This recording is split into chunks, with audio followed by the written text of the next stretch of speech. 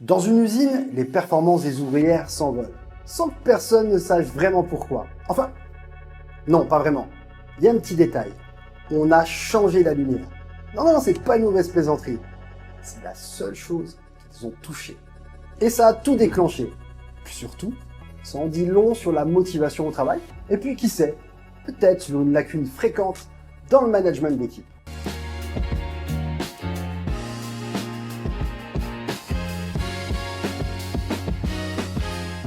Bienvenue dans les années 20, à la Western Electric, une immense usine de fabrication de téléphones à Chicago, la Hawthorne Works. Oui, vous pouvez admirer l'accent. À cette époque, une équipe de chercheurs est mandatée pour répondre à une question simple en apparence. Est-ce que de meilleures conditions de travail rendent les gens plus productifs?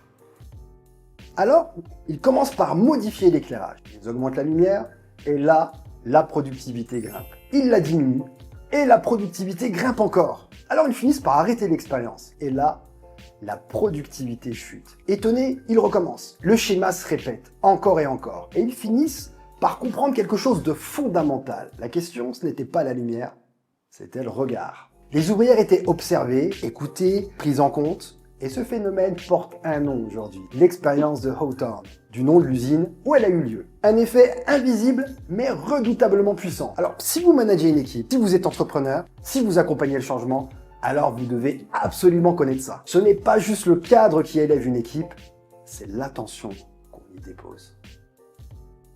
Si ce genre de déclic vous parle, pensez à vous abonner. Ici, on explore ce qui transforme les blocages invisibles en mouvements réels. Alors, qu'est-ce que révèle l'effet Hawthorne?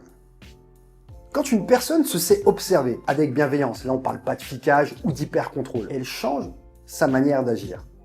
Elle s'engage davantage, elle se sent responsable. C'est d'ailleurs ce qui a inspiré depuis de nombreux protocoles dans le champ scientifique, notamment en sciences humaines et sociales. Tenir compte du fait que la simple présence d'un observateur influence le comportement des participants.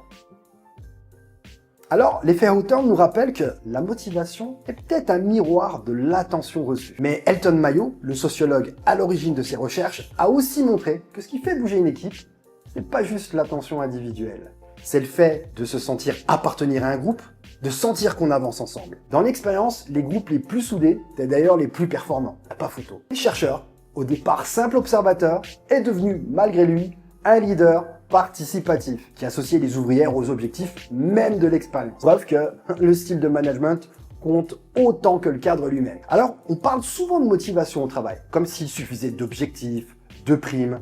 Mais parfois, ce qui donne envie de s'engager, c'est juste de sentir qu'on compte, qu'on est vu et qu'on fait partie du jeu. Vous savez, j'adore le répéter, quand les hommes ne sont pas associés à un projet, ils le freinent parce qu'ils ne font pas partie de son histoire. Et la reconnaissance, même silencieuse, a un effet dopant sur l'engagement. La bonne nouvelle, c'est que vous pouvez activer cet effet dès demain. Par exemple, vous pouvez arrêter d'observer pour corriger et au lieu de ça, observer pour reconnaître. Un simple « j'ai vu ce que tu as fait et ça compte », ça peut tout changer dans une équipe. Vous pouvez aussi valoriser les coulisses et pas simplement ce qui se passe sur la scène. Vous savez, les efforts invisibles, c'est souvent ceux qui tiennent l'équipe debout. Alors, dites-le, même si ça ne se voit pas encore dans les résultats. Puis bien sûr, vous pouvez aussi poser une question qui oblige à baisser le masque. Par exemple, qu'est-ce qui t'a demandé le plus d'énergie cette semaine? Vous écoutez ça pour de vrai, hein, d'accord? Pas de bullshit, pas de manipulation, et surtout pas pour se défendre ou pour répondre. Intéressez-vous réellement au quotidien des équipes.